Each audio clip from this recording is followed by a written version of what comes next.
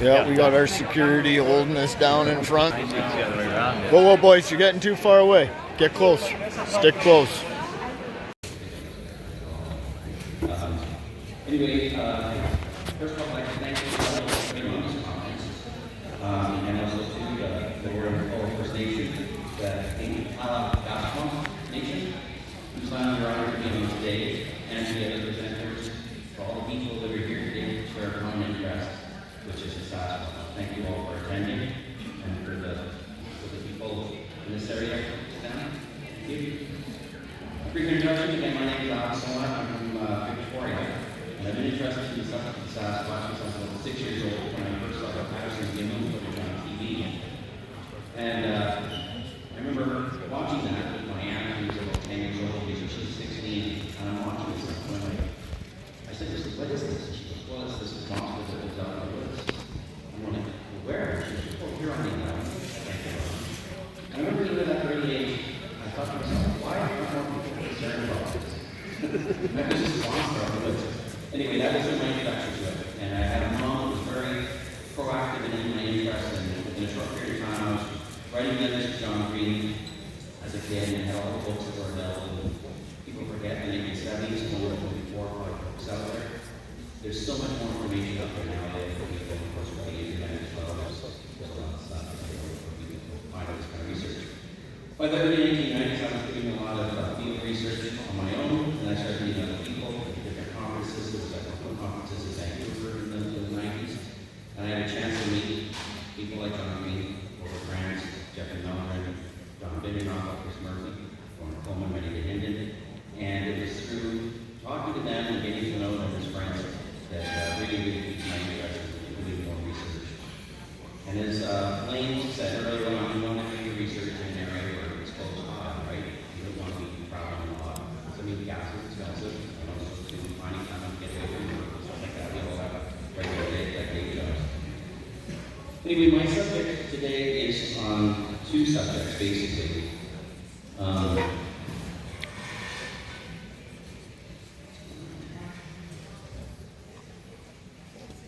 Maybe we'll just be on the slide.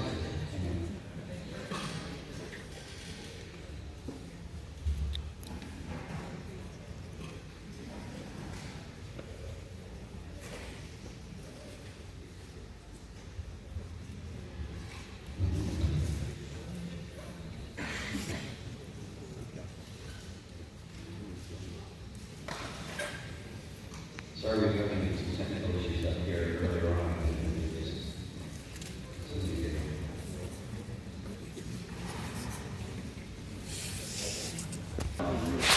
So my talk on 2 subjects. The first is an overview of the Sasquatch evidence and historical records from the area where I do my field research, which is Vancouver Island. And the second part of my talk is in the field research of my colleagues, Forester David Hill and ecologist Stephen Gray, that are currently doing in Vancouver Island. So sightings of Sasquatch extend far back into First Peoples culture, represented in masks, photos, petroglyphs, and urban legends. The 3 linguistic families on Vancouver Island have representations of the Sasquatch in their culture. So up in the north part of the island, we have the Seas people, and they reside on the northeast side of Vancouver Island. They have 2 names for the Sasquatch. So on the left, you see the Buckwus, which is a representation of the male Sasquatch, and on the other side, you see Stunakwa, which represents the female Sasquatch. And so the Stunakwa is called the Canada woman, and she's regularly feared by children because she steals children and carries them away in a basket to eat. So the masks and totems, her image is often shown with right first lips because she's often calling. And it is thought to told children that the sound of the wind blowing through cedar trees is actually called a Stunakwa. So there's 2 representations, and that's from the northeast side of Vancouver Island. Alert Bay is one of the areas. Over on the west side of Vancouver Island, the Chunk people, they call the Sasquatch the Matloose. And again, you can see the representation of the first lips of an large animal that calls. 2 masks there from the 1880s. On the east and central So we all know that in the Harrison Hot Springs area, the Chehalis people on the Fraser River, they're Coast Salish, and so that's where we get the name of the Sasquatch from. On the island, it is referred to as the Thumpus, or Siakko. And of course, you've seen here the Chehalis have incorporated the Sasquatch into their logo. And on the right-hand side here, we have seen the costume that was done for the Sasquatch dance. And the Chehalis people would do this usually, I believe, in the spring, and it was, I think, up until the 1940s. And at some point, the costume and outfit for this dance was lost, and the mask was lost. It was discovered years later, and now they have it back again. Their dancers do the Sasquatch, and the Sasquatch days is actually becoming more of a thing in the Harrison Hot Springs area. Over on the island, the Esquimalt Nation, which is sort of an area just near Victoria, they also, in their logo, have an image of a Sasquatch in there, and you can see this is a carver and illustrator Douglas Fortune. These First Nations from the Spanish people, and you can see in there that he's got Sasquatch, they're looking, pulling back a branch of a tree, and he's looking at the longhouse there. So looking at some historical records, because again, when you look at history, having recorded stuff that's in a paper and everything, you've got the process of having names, photographs, written stories of the reporters taken. One of the earliest from Vancouver Island goes back to 1900. It was reported in the Victoria columnist Mike King, who was, for the time, a famous timber cruiser. And what a timber cruiser would do is they'd go out to an unlocked area to basically go out and figure out how many 4 feet of lumber was in an area, how easy it would be to get in there and get it out. So that's what he would do, up going to areas that hadn't been a lot of people traffic through. He encountered Sasquatch bending over a water hole washing some roots, and when apprised of Mr. King's presence, the creature gave a startled cry and started up the hillside. He stopped for some distance, looked back at the timber cruiser, and then ran off.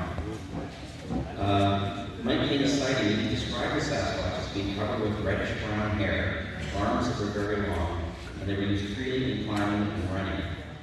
He was able to actually go over on the inside of the area and find some of the tracks, and the tracks showed a distinct human-like foot with very long spreading toes. So this is one of the first newspaper reported sightings on Vancouver Island. Yep. This next one comes from Warren Lake, which is a bit further south from where Mike King's sighting was, which was just north of Campbell River. The Victoria Daily Columnist and the Vancouver Province both reported on a multiple witness sighting that occurred in December of 1904 near Warren Lake. 4 men from Qualicum were hunting when they came upon a wild man, and as noted in the article, the wild man had long matted hair all over its body and ran like a deer. Pursuit was impossible due to the thick undergrowth. This other one we see here is from Lake Cowichan. It's a year later in 1905, and you got nothing to read that. Is the wild man still around, kind of thing? So obviously, from the other articles a year earlier, this was still something that was of interest to people, that people were seeing this wild man, as they called it at that time. So this is from the Victoria Daily Columnist. Reports another wild man sighting has occurred in a month near Lake Cowichan. And once again, in the story, when the wild man or Sasquatch is reported, it quickly leaves.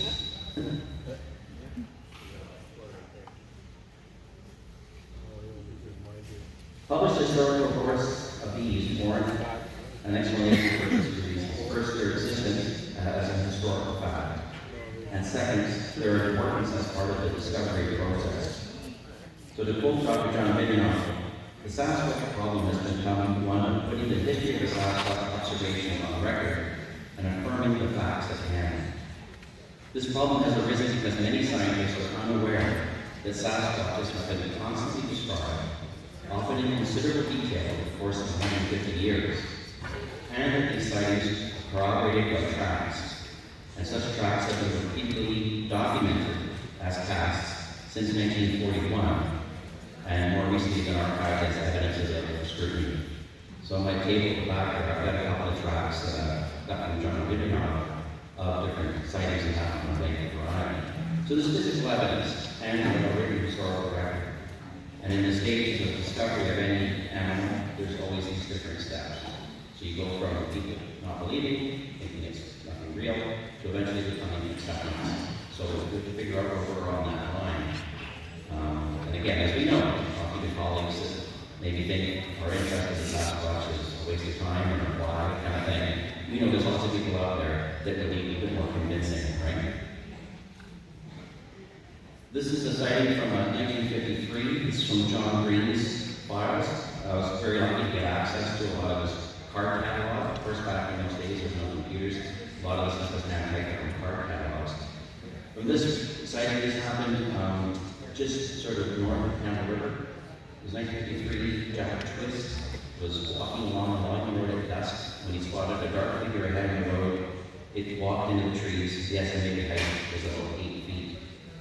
So what these last 4 reports really tell us, the description of the creature is very similar, and all the reports and the behavior of the Sasquatch is very much the same. It just doesn't stick around. It basically does little interaction with people, as most wildlife is like that. Next report I have is one that I actually had a chance to interview the person when this happened.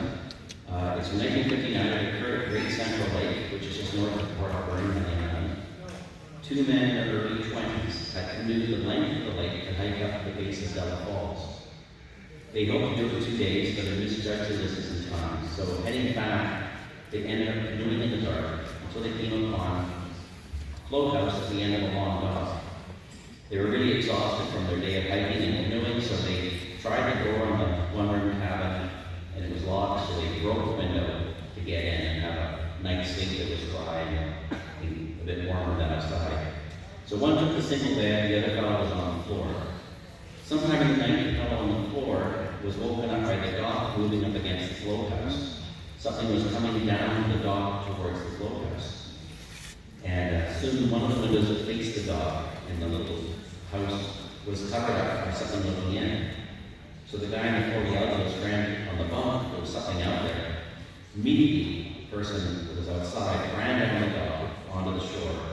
The 2 men got up and stepped out onto the dock, and in the dark they scanned the forest to see what was there. And they were worried because they opened the window to get into this house. So, that was the first thing on the mind, that it was the owner or somebody coming down.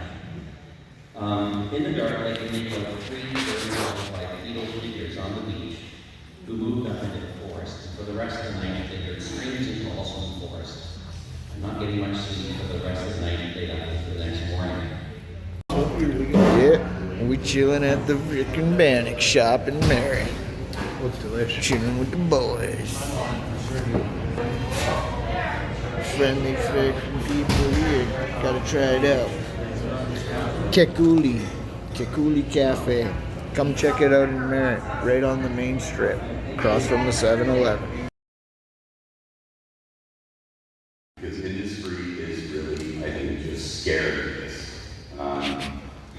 And I don't think they need to be. I think with proper stewardship, there are things that we can do, there are improvements we can make. Maybe widen riparian zones where they cut, right, in watersheds, major rivers. Anything you can do to help the salmon habitat is going to help them. And that helps us, it helps everyone else, helps fishing. So, with that being said, I want to hand out what advice I can give you if you want to do this yourself. Because, like I said, I really think it's citizen science that's going to change the opinions of the folks in the Ivory Towers.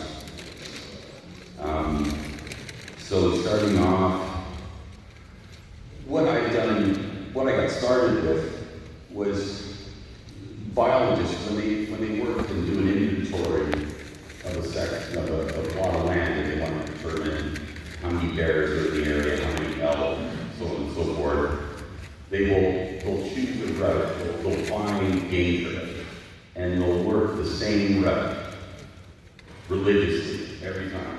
Don't come in here, follow this way, come out there. I do the same thing. For 2 reasons. You're predictable, and if these animals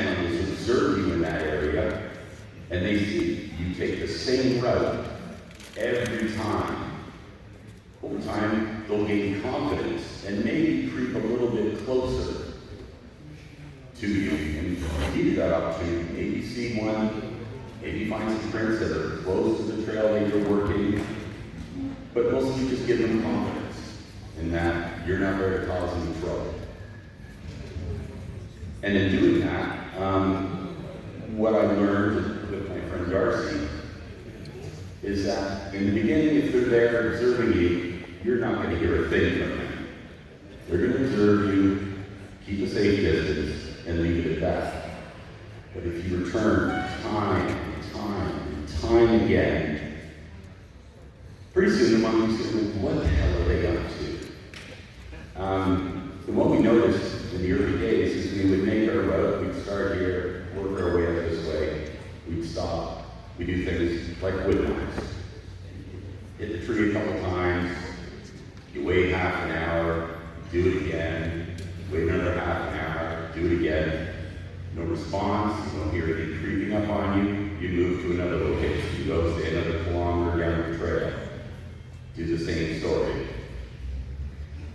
What we noticed is that when we would go around in the second loop, or we complete the loop, we would go to all the spots where we'd stop to do the knocks the first time, and pick up a quarter that we left behind. Well, we hear these little subtle knocks on the recorders that were left behind, but we were already far gone away from them, or just approaching them. So we never heard the knocks. But minutes later, you could hear us walking up to the recorder, we grab the recorder, off we go. So, in that sense, the technology helps you get past their worries. Because that little recorder isn't seen, doesn't give up a send, doesn't flash them. So, the audio recorder is so much, it's such a larger net to use as opposed to game trail cameras. A lot of people swear by game trail cameras, just, you gotta get a lot of them out there. You spend the money, you get one that gives a no-glow flash, but you're dependent upon that monkey going within 50 feet, 70 feet of that camera. Now, another thing you can do with these game trail cameras, one thing I like to do is you find something like a clear cut, a small cut block. You walk the perimeter of that cut block and you look for game trails that lead into the cut. And if you're lucky, you might find, sometimes they'll move side hill. So you'll find game trail ends this part of the cut, game trail continues over here. Set your camera up yards, 20, 50, 100 yards out from where these game trails reach the cut, and set it to time lapse.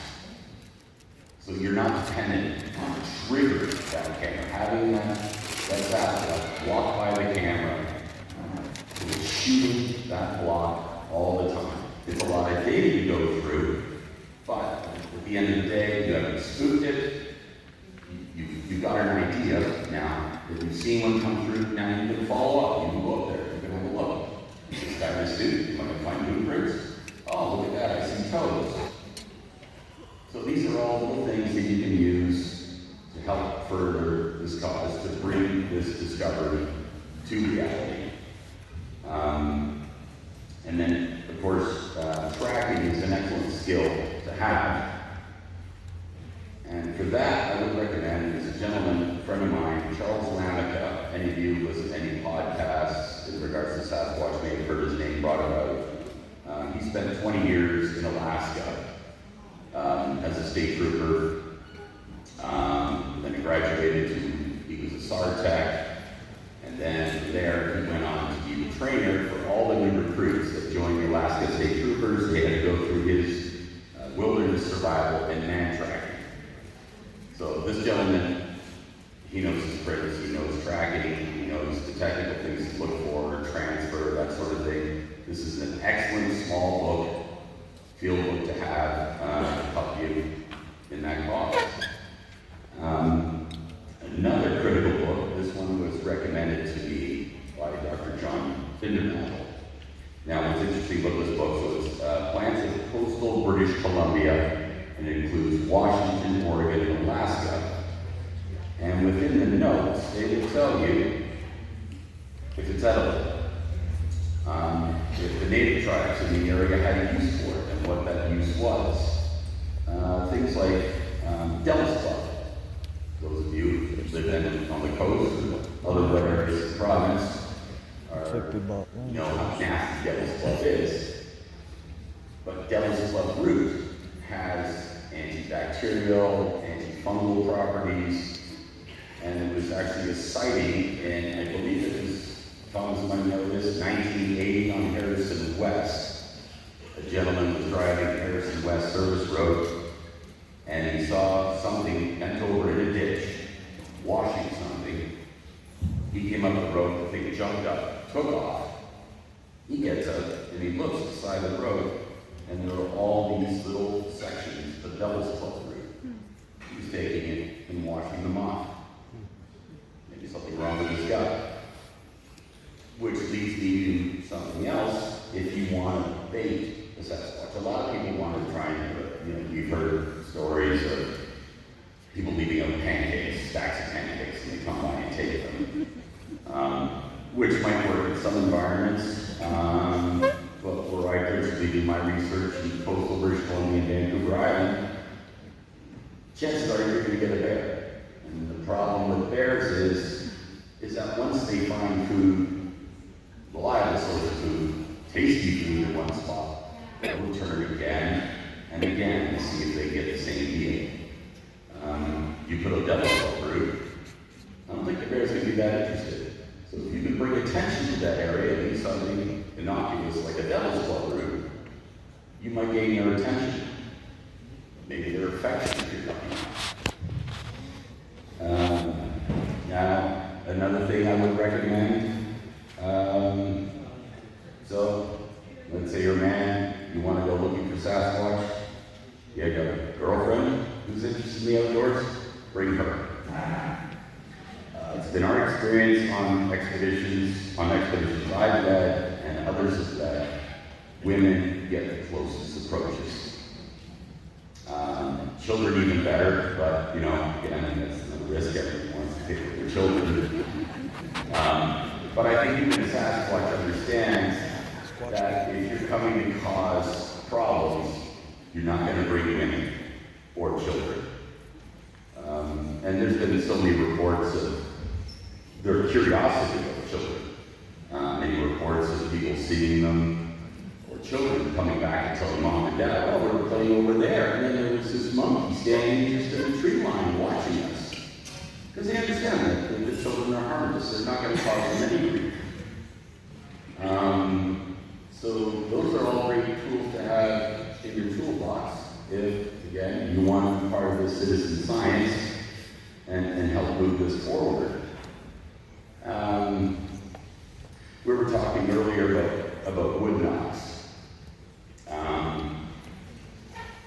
Well, to start with, if you're working, say, coastal BC, Vancouver Island, first tree you want to hit is a cedar.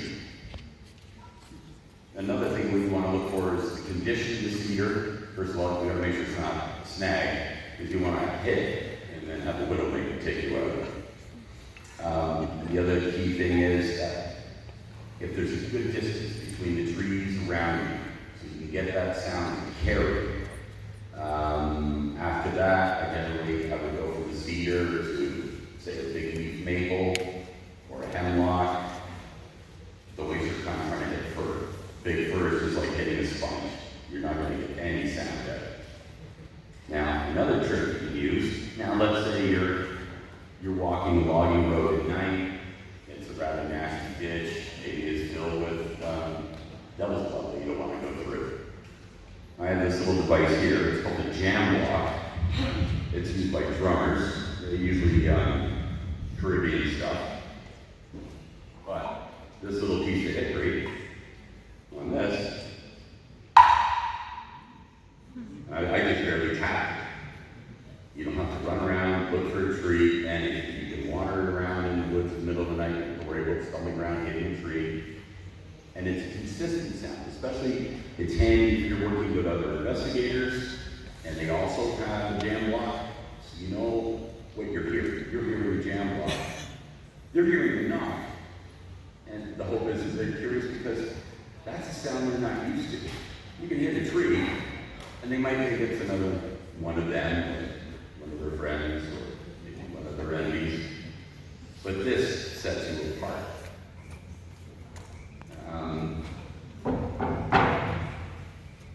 And when I was talking about recorders, there's been so many advances in electronics over the years that now you can get recorders as small as this.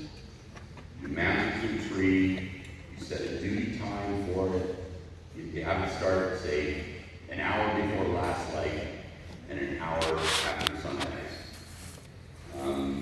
But again, with that comes going to a lot of data. Now you can get software where you can program in the software that will recognize a junco, a starling, a wolf, a coyote, so that it will automatically cancel those out of your search engine and will just put aside anything it doesn't recognize. Again, that's another thing where you're going to be putting in a fair amount of time and effort on your part, but nobody else is doing it. So like I said, it seems to me it's up to us, it's up to citizen science to make the zoological discovery of the century. I mean, this is such an important discovery. It really, I'm stunned that nobody else has picked up on this. And some of the other curiosity is probably your best draw with these beasts. When we talk about Blaine and Alex about what we do on these expeditions, we behave a lot differently than most campers do. When you wander around in the pitch black, just groups of 2 or 3, you're well away from any party spots, you're not near groups of people, and they don't hear AC/DC or Led Zeppelin all night long. Again, that's What are your thoughts on bus depots? What the heck are you doing wandering around out there? He was talking about what's in the box. Another great trick to draw them in is if you can do something like vocalizations over a period of hours, you've got a group of people just sitting around the fire, being quiet, broadcast vocalizations, do some knocks, and then the trick is you've got to have that box is out of the sight line from the main base area that people are coming from. So again, that gives you confidence to be able to approach the box. Another sort of variation that I took on that, some of you may be aware, some of us not. I did a podcast with Sheldon in 2021 as I had started to organize a very large expedition here in BC. I got the ball rolling in 2019. I had 34 people signed up, and then COVID came along.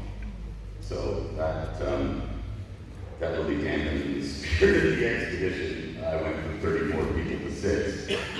But that gave me time to just go about with some different ideas of curiosity traps. So we had what's in the box. Like I said, you keep that out of the sight line of where the people are who are going to visit the box and returning. Another trick I tried was I took one of these Bluetooth speakers. I put it in one of these tubs, pierced the top full of holes, put it in there with a little iPhone, loaded it up with podcasts, buried it in the Dry River Channel. Dry River Channel is a great place. It's got a little bit of opening, so you can get a bit of carry with the sound, but there's nothing to be seen. They hear these voices, but they can't figure out where it's coming from. So anything you can do to draw them in. So the hope is that maybe they come across a spot, it's coming from the ground, they move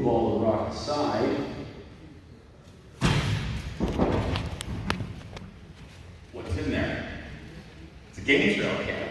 Now you're gonna get it, right? Because that light is not flashing until he gets that lid off. This coming year, I'm going to try something a little different. I'm building a rather large box that I'm going to put myself in. Yeah, that'll be sort of a jack in the box. I've got some people out here who are whip shaking, thinking, "Oh my God, my goodness, he's built a confidence." Now, here's the other thing. He does have a point. You know, everybody here says that, oh, well, you know, these things, they won't hurt you. You don't know that. That's just the truth. You look, there are so many different stories from native bands across North America. You have some where if you see a Sasquatch, it's a good omen. You know, it fills you with hope or joy or something. But there are other bands, and they have a different story. And that is, you watch out for these things, they are dangerous, they will take you. And there's probably a reason for that, because it's probably happened. These things are no different than a dog, a cat, a human being. They all have different personalities. So you might have, say, one particular band somewhere in BC, they say it's a bad omen, watch out, be aware, because they may have had, historically, at one point in time, the tale had been told by the elders, they had a Sasquatch living in their area. He was an asshole. He was just angry. He had a foul temperament. If it has offspring, everything else spring the same way. So these things are going to be different, just like every person in this room is different. But I do believe, for the most part, that they're not interested in causing harm to us. Mostly. You know, unless, you know, you do something silly, like take a shot at them. So that's another thing. I never carry a gun. Remington Hinton spent, I don't know how many decades, climbing up and down mountains throughout British Columbia, and he never got to see one. And I'm pretty sure that's why he did it, because of the boomstick. Now, maybe they might act like a grizzly bear, and they might follow you, and then wait for the dinner bell to go off, and then maybe they can run in and grab your moose, or your elk, or your deer before you do. But yeah, I think a rifle is just essentially a deterrent for you getting something to come close to you. You know, some people say that's foolish, but I've been in this, it's coming up 20 years now. I've had problems with bears. I haven't been chewed up yet. I even haven't used a bear spray. There's a number of videos actually that would probably be important if you want to spend a lot of time in this, and there are a lot of bears in the area that you work. Oh my God, what's his name? It's Tom Smith. So he's a bear biologist. He wrote a bear study and taking statistics from Alaska. And this was about issues with bears. And it was people who had discharged a firearm while having a bad encounter with a bear. It was 69% effective. Bear spray was 96%. People who had discharged bear spray and had physical contact with the bear were treated at the scene and sent home. People who discharged the firearm, maybe just nicked the bear, yeah, they got messed up. So, again, that's food for thought. I mean, again, it's a divisive issue, the firearm in the woods and bears. But for myself, I'm going to go with statistics and just the belief that if you got a rifle, I don't think the monkey's going to get that close to you. What else?